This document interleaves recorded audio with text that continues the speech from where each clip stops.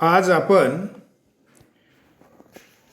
AST या विषयातील चौथा चॅप्टर सीड प्रोडक्शन टेक्नॉलॉजी अभ्यासणार आहोत.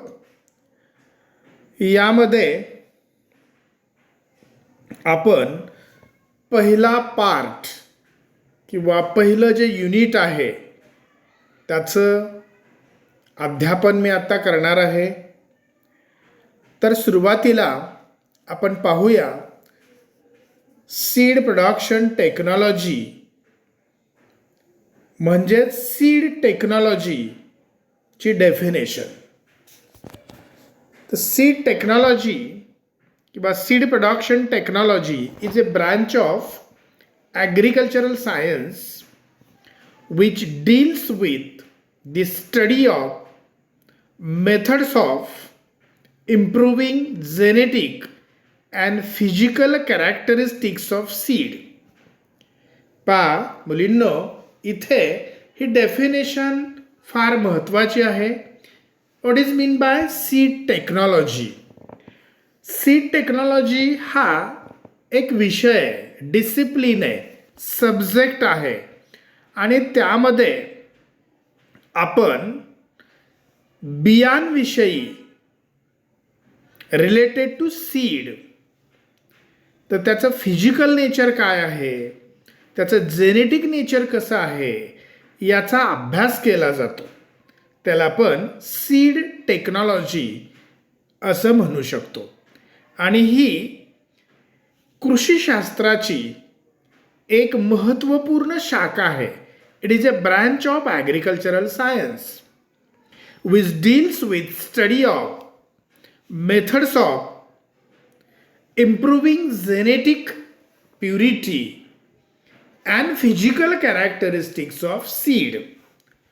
यावरून तुम्हाला असा बोध झाला असेल की हे बियांचं शास्त्र आहे. बियांविषयी आपल्याला यातून ज्ञान मिळणार आहे. मग त्या बियांची जेनेटिक प्युरिटी असेल किंवा फिजिकल प्युरिटी असेल, म्हणजे भौतिक शुद्धता आणि आंतरिक शुद्धता या दोन्हीची आपल्याला सांगड घालून या विषय अभ्यासायचा आहे. तर थोडक्यात seed technology is a branch of agricultural science and deals with study of methods of improving genetic purity and physical purity or characteristics of seed. ही एक डेफिनेशन किंवा ही संकल्पना तुम्हाला समजली असेल. दुसरी एक डेफिनेशन आहे, ती सुद्धा अतिशय सोपी आहे. Seed technology is a science. हे एक प्रकारचं शास्त्र आहे which deals with production of seed, processing of seed, testing of seed and distribution of seed to farmers. एवढ्या स्टेप्स त्याच्यामध्ये येतात पहा. तर या सीड टेक्नॉलॉजीमध्ये दुसऱ्या डेफिनेशनमध्ये काय सांगितलेलं आहे पहा, तर प्रोडक्शन ऑफ सीड, बियांची पैदास करा शास्त्रीय पद्धतीने. ती पैदास झाल्यानंतर, प्रोडक्शन झाल्यानंतर प्रोसेसिंग करा, म्हणजे त्याचं ग्रेडिंग करा, सीड ट्रीटमेंट द्या, ते व्यवस्थित बॅग्समध्ये फिल करा, लेबलिंग करा, त्यानंतर त्याचं टेस्टिंग करा. टेस्टिंग म्हणजे परीक्षण. मग त्याचं जर्मिनेशन किती टक्के आहे, जेनेटिक प्युरिटी किती टक्के आहे, फिजिकल प्युरिटी किती टक्के आहे, हे टेस्ट करा सीड टेस्टिंग लॅबोरेटरीमध्ये. आणि शेवटी मग असं प्रोसेस्ड आणि टेस्टेड सीड हे शेतकऱ्यांना डिस्ट्रीब्यूट करा, म्हणजे वितरण करा.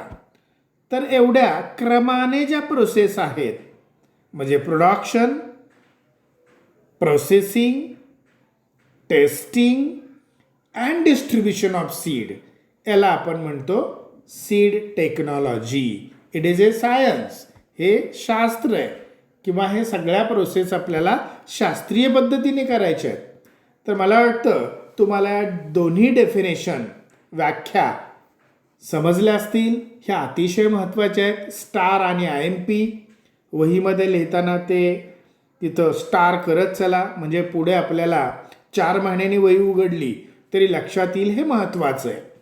तर ह्या दोन्ही डेफिनेशन किंवा दोन्हीपैकी एक तुम्ही कोणतीही करू शकता.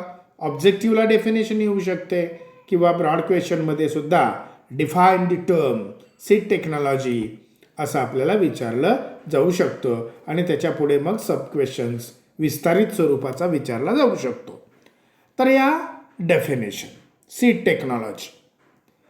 Next, principle of seed production. मुलींना एक लक्षात घ्या की इथे आपल्याला 2 पिकं अभ्यासायचे आहेत. एक हायब्रिड सीड प्रोडक्शन ऑफ ज्वार आणि दुसरं hybrid seed production of cotton. तर हे हायब्रिड सीड प्रोड्यूस करताना म्हणजे एखादी व्हरायटीचं बी आपण प्रोड्यूस करतोय तर त्याला टेक्निकल बेस असतो. एक विशिष्ट प्रकारचे टर्म्स आपल्याला इथं वापरायचे आहेत. आणि मग हायब्रिड ज्वार सीड कसं तयार होतं, त्यानंतर हायब्रिड कॉटन सीड कसं तयार होतं, तर याचा डिटेल अभ्यास आपल्याला या चॅप्टरमध्ये करायचा आहे. तर हे हायब्रिड सीड प्रोडक्शन करताना आपल्याला 2 तत्वांचा अभ्यास करावा लागतो की ज्याला इंग्लिशमध्ये आपण प्रिन्सिपल असं म्हणतो. तर हे 2 प्रिन्सिपल कोणते आहेत की या प्रिन्सिपलचा वापर करून आपल्याला हायब्रिड सीड प्रोडक्शन करता येतं किंवा करावं लागतं. तर ते 2 प्रिन्सिपल कोणते आहेत पहा. The general principles of seed production are broadly classified into 2 groups. म्हणजेच 2 कुठले प्रिन्सिपल आहेत, तर जेनेटिक प्रिन्सिपल आणि दुसरं ॲग्रॉनॉमिक प्रिन्सिपल. नेहमी लक्षात ठेवा, हायब्रिड सीड प्रोडक्शनमध्ये 2 तत्वांचा आपण उपयोग करतो, 2 प्रिन्सिपल्स वापरतो. त्यातील पहिलं प्रिन्सिपल आहे जेनेटिक प्रिन्सिपल आणि दुसरं आहे ॲग्रॉनॉमिक प्रिन्सिपल. आता जेनेटिक प्रिन्सिपल याचा अर्थ जेनेटिक प्युरिटी मेंटेन करण्यासाठी आपल्याला त्या तत्वाचा उपयोग होतो, त्या प्रिन्सिपलचा उपयोग होतो. आणि ॲग्रॉनॉमिक प्रिन्सिपल जे आहे ते ॲग्रॉनॉमिक प्रिन्सिपल म्हणजे आपण जे आत्तापर्यंत कल्टिवेशन पाहिलं, अगदी सॉईल आणि क्लायमेटपासून पेस्ट अँड डिसीजपर्यंत आपण ते पीक अभ्यासतो. मग ते व्हीट असेल, ग्राउंडनट असेल, ग्राम असेल, ज्वार असेल किंवा कॉटन असेल, तर त्यातील जे मुद्दे आहेत अगदी सॉईल रिक्वायरमेंटपासून क्लायमॅटिक रिक्वायरमेंटपासून ते अगदी हार्वेस्टिंग यील्डपर्यंत, पेस्ट अँड डिसीजपर्यंत सगळे मुद्दे आहेत, ते सगळे मुद्दे ह्या ॲग्रॉनॉमिक प्रिन्सिपलमध्ये येतील. त्याचा अभ्यास आपण पुढे पाहणारच आहोत. पण सुरुवातीला तुम्ही 2 प्रिन्सिपल लक्षात ठेवा.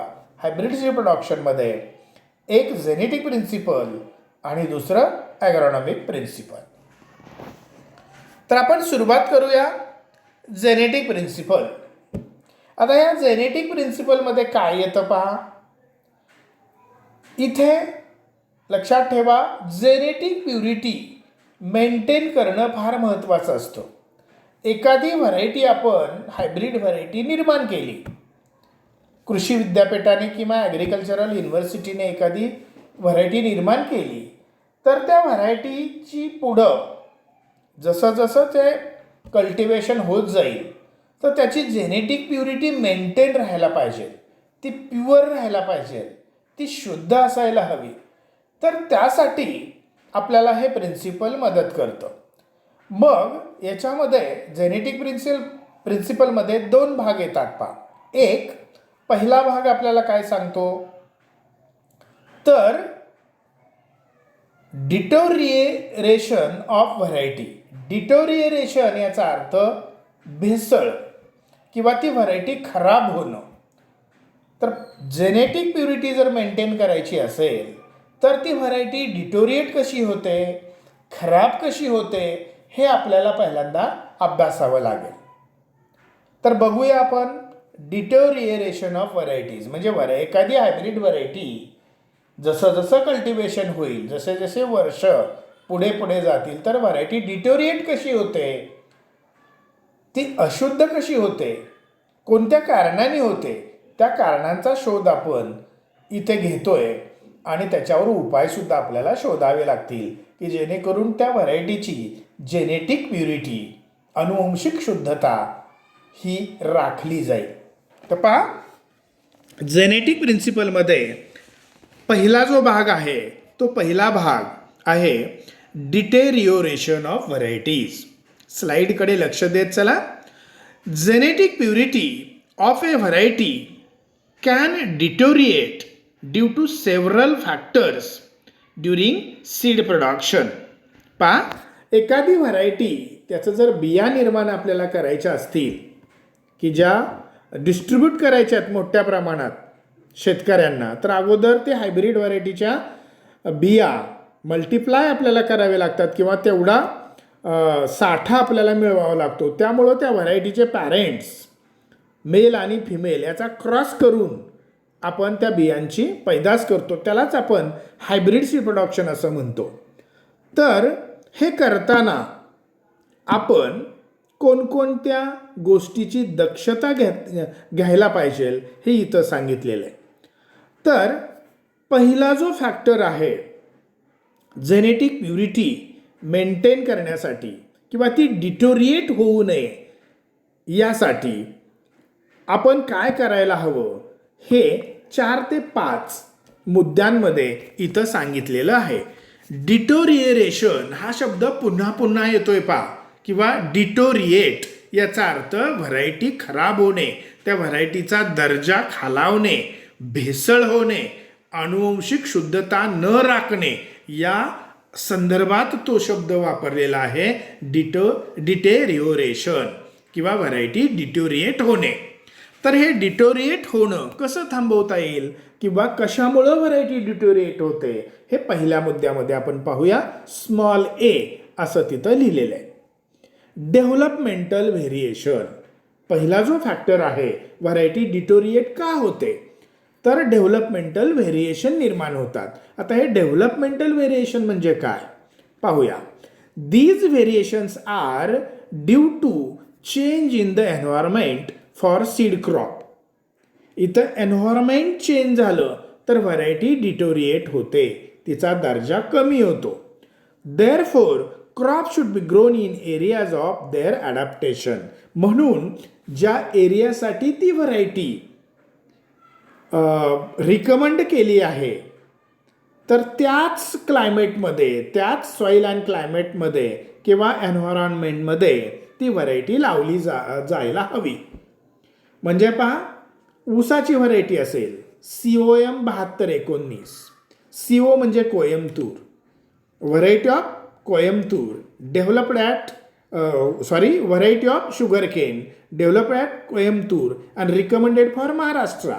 त्याला COM असं म्हटलेलं आहे. CO means Coimbatore, M means Maharashtra. तर इथे ती जी 7219 व्हरायटी आहे ऊसाची, ही कोयम्बतूरमध्ये म्हणजे तामिळनाडूमध्ये जरी त्या रिसर्च स्टेशनवरती काढलेली असेल, पण ती रिकमेंड कुठल्या सॉईल अँड क्लायमेटसाठी केलेली आहे, फॉर महाराष्ट्र. आणि ती महाराष्ट्रामध्येच लावली जावी. ती कर्नाटकमध्ये किंवा कुठे काश्मीरमध्ये लावून चालणार नाही. तशी जर लावली तर ती व्हरायटी डिटोरिएट होते, तिचं एन्व्हायरमेंट चेंज होतं आणि मग व्हेरिएशन यायला सुरुवात होते, ती व्हरायटी अशुद्ध होते. याला म्हणायचं developmental variation. Next, mechanical mixtures. भेसळ होते पहा. आता कशामुळे होते भेसळ? हे मेकॅनिकल मिक्सचर का होतं? Use of same seed drill. Seed drill याचा अर्थ पाभर किंवा पेरण्याचं यंत्र, तिफन. तुम्ही सगळ्या ग्रामीण भागातल्या विद्यार्थिनी आहेत, तुम्हाला हे माहीत आहे की हे सीड्रिल याचा अर्थ पेरणी यंत्र.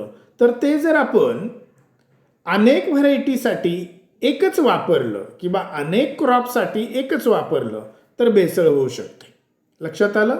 तर ते सीड्रिल स्वच्छ करून वापरलं पाहिजे, त्याच्यामध्ये दुसऱ्या बिया नसल्या पाहिजेत, दुसऱ्या व्हरायटीच्या बिया नसल्या पाहिजेत, आणि जर असतील तर मेकॅनिकल मिक्सचर होतं आणि आपली व्हरायटी डिटोरिएट होते.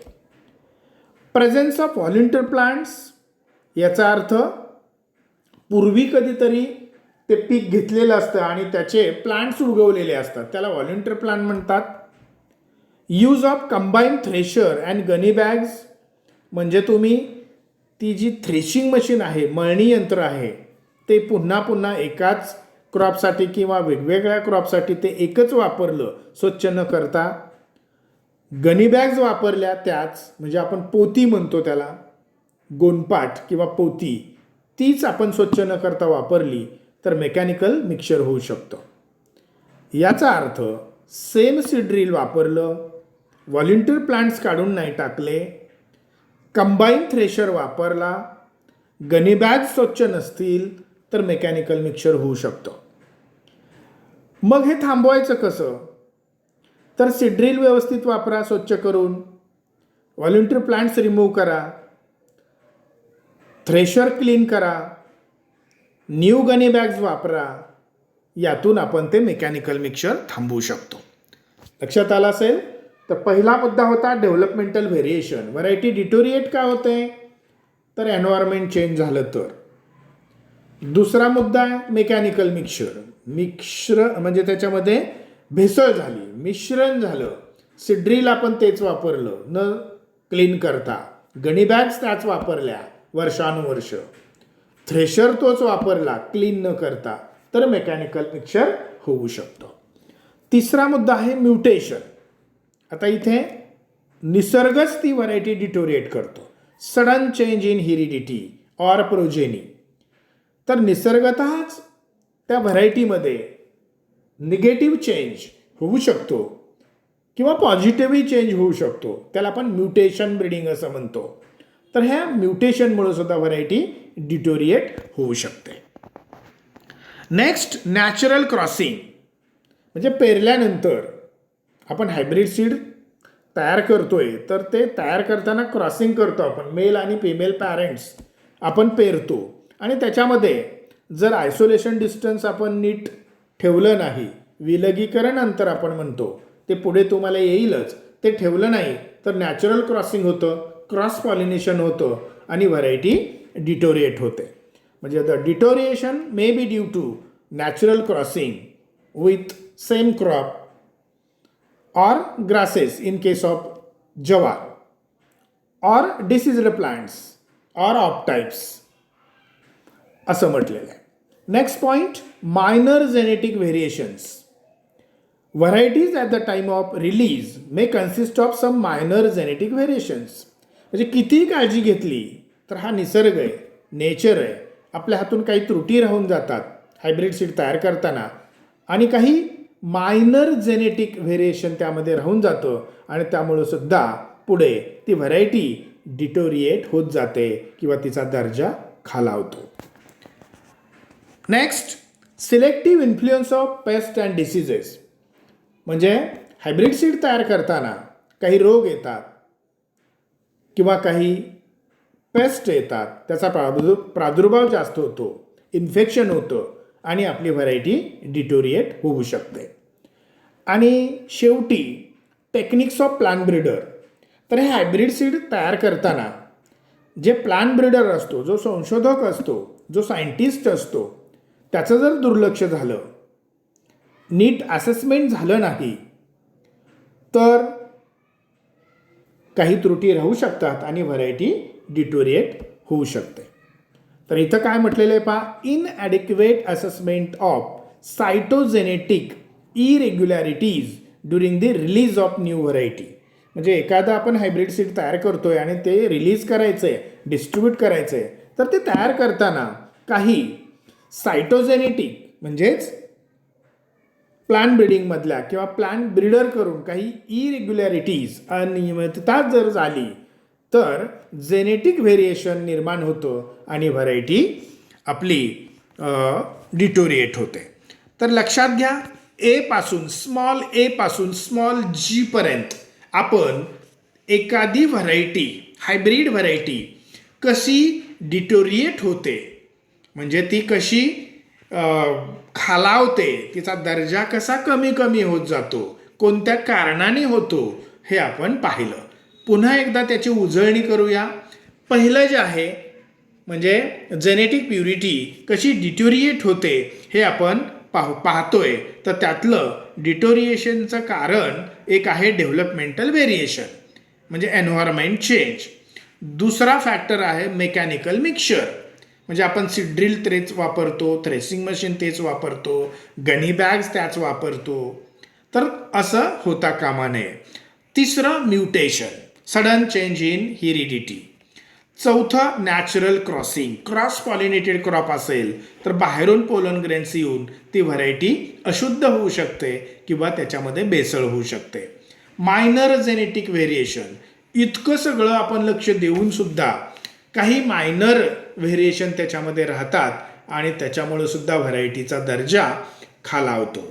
त्यानंतर selective influence of pest and diseases. काही रोग येतात, काही कीड येते आणि त्यामुळे सुद्धा जेनेटिक व्हेरिएशन येऊ शकतं. आणि शेवटी आपण म्हटलं की प्लांट ब्रीडर सायंटिस्ट की जो लक्ष ठेवून असतो त्या प्लॉटवरती, त्याच्याकडून जर काही मायनर मिस्टेक झाल्या तर व्हरायटी डिटोरिएट होऊ शकते. तर हे व्हरायटीचा दर्जा किंवा व्हरायटी डिटोरिएट कशी होते हे आपण पाहिलं. हा अर्धा भाग जो आहे तो कशाचा आहे?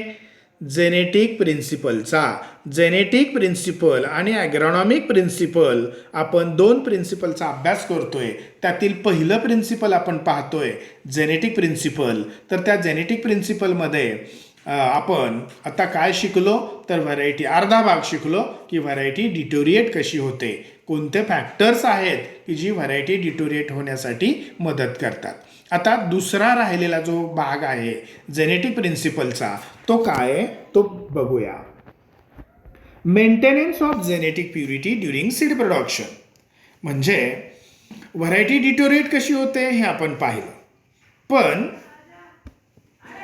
आता व्हरायटी डिटोरिएट होऊ नये, तिची जेनेटिक प्युरिटी मेंटेन राहावी यासाठी आपल्याला काय करता येईल तर त्याचेही काही मुद्दे आहेत. एक साधारणतः एक 6 मुद्दे आहेत ते आपण बघूया. तर first, control of seed source.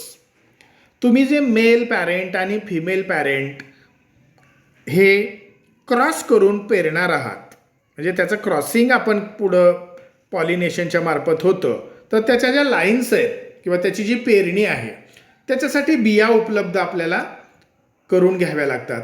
तर हा जो सीड सोर्स आहे तर तो सीड सोर्स अप्रूव्ड अथॉरिटीज करून व्हायला पाहिजे. कुठूनही आणून चालत नाही. ते ॲग्रिकल्चरल युनिव्हर्सिटीमधून आपल्याला मिळतं, सीड सर्टिफिकेशन एजन्सीकडून मिळेल. म्हणजे तिथं जो सीड सोर्स आहे आपल्याला ज्या बिया मिळणार आहेत क्रॉसिंग करून हायब्रिड सीड प्रोडक्शन तयार करण्यासाठी, तर त्याचा सोर्स हा अप्रूव्ड पाहिजे, अधिकृत पाहिजे, तर जेनेटिक प्युरिटी मेंटेन होईल. दुसरं, क्रॉप रिक्वायरमेंट्स. आता समजा जवार क्रॉप आपल्याला घ्यायचं आहे, जवार हायब्रिड सीड तयार करायचं आहे, तर त्याचं जे काही रिक्वायरमेंट आहे मग ती सॉईल रिक्वायरमेंट असेल, क्लायमेट रिक्वायरमेंट असेल, तर हे सगळं आपल्याला पाहावं लागतं.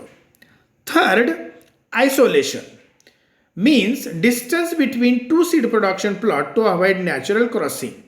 Isolation should be maintained as per seed certification standards.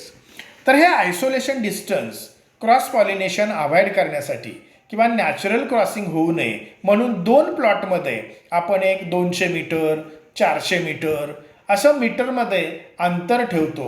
त्याला विलगीकरण अंतर आपण म्हणतो, त्यालाच आयसोलेशन डिस्टन्स इंग्लिशमध्ये म्हणतात. तर हे ठेवावं लागतं. कशासाठी? To avoid natural crossing. Natural crossing होऊ नये आणि आपली जेनेटिक प्युरिटी मेंटेन व्हावी म्हणून आयसोलेशन आपण ठेवतो. Next, roguing. आता रोगिंग म्हणजे रिमूव्ह. एक नवीन शब्द आहे पहा, रोगिंग, ROUGHING.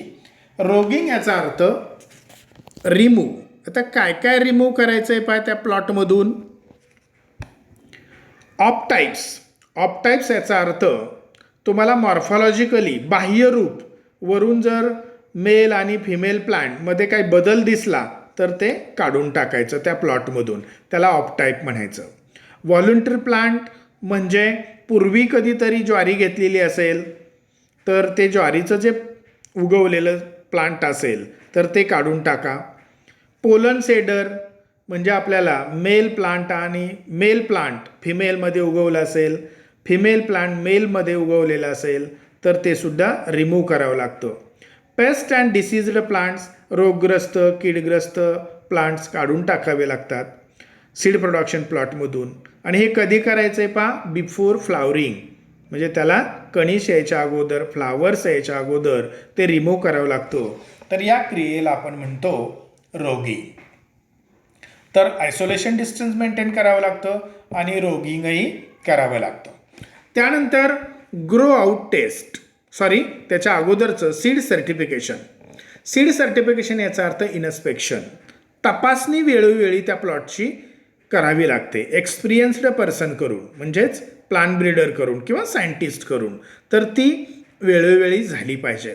आणि शेवटी ग्रोथ टेस्ट, एक टेस्ट आपण कॅरी करतो की जेणेकरून आपण त्या व्हरायटीची जेनेटिक प्युरिटी मेंटेन करू शकतो किंवा पाहू शकतो. तर पहिला भाग जेनेटिक प्रिन्सिपलमध्ये आपण पाहिला की व्हरायटी डिटोरिएट कशी होते, आणि आत्ता जो दुसरा आपण भाग पाहिला तर प्युरिटी मेंटेन कशी करायची. तर प्युरिटी मेंटेन करताना आपण काय काय केलं, तर सीड सोर्स ऑथोराइज्ड एजन्सीकडून ते सीड्स आणले पाहिजेत, त्याला आपण कंट्रोल ऑफ सीड सोर्स असं म्हटलं. दुसरं क्रॉप रिक्वायरमेंट म्हणजे सॉईल अँड क्लायमॅटिक रिक्वायरमेंट त्याची पाहिली पाहिजे. तिसरं आयसोलेशन डिस्टन्स मेंटेन केलं पाहिजे. चौथं रोगिंग केलं पाहिजे, ते रोगिंग फार महत्त्वाचं आहे. स्टार करा, MP लिहा. तर ते रोगिंग करताना, रोगिंग म्हणजे रिमूव्ह ऑफ टाईप्स काढतो आपण, पोलन सेडर काढतो, त्यानंतर व्हॉलंटिअर प्लांट काढतो, त्यानंतर paste and disease affected plant काढतो त्या सीड प्रोडक्शन प्लॉटमधून. पण हे कधी करायचं, बिफोर फ्लावरिंग, अंडरलाईन, तर ते फार महत्त्वाचं आहे.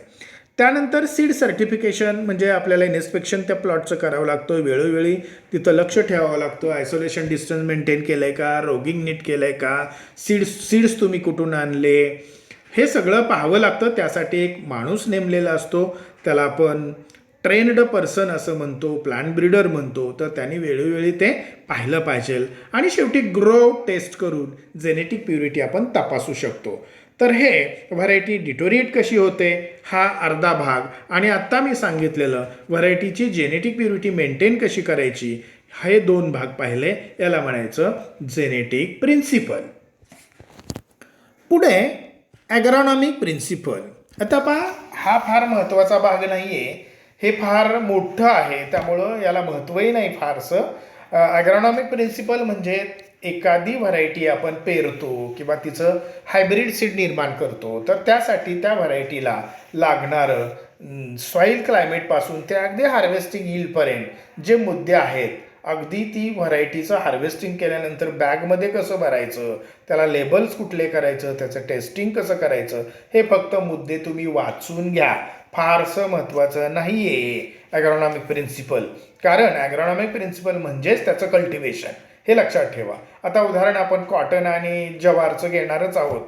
तर त्या जवार आणि कॉटनला जेवढे काही मुद्दे तुम्ही त्याच्यामध्ये लिहिणार आहात, म्हणजे soil climate, pretillage, seed rate, spacing, variety, intercultivation, irrigation, त्यानंतर हार्वेस्टिंग, यील्ड, पेस्ट, डिसीजेस, त्यानंतर प्रोसेसिंग, बॅगिंग, टॅगिंग, म्हणजे ते भरणं बॅगमध्ये, तर हे सगळं आहे. लेबलिंग असेल तर सगळं काय येतं ॲग्रॉनॉमिक प्रिन्सिपलमध्ये ते येतं, आणि ते तुम्हाला वाचून कळण्यासारखा भाग आहे.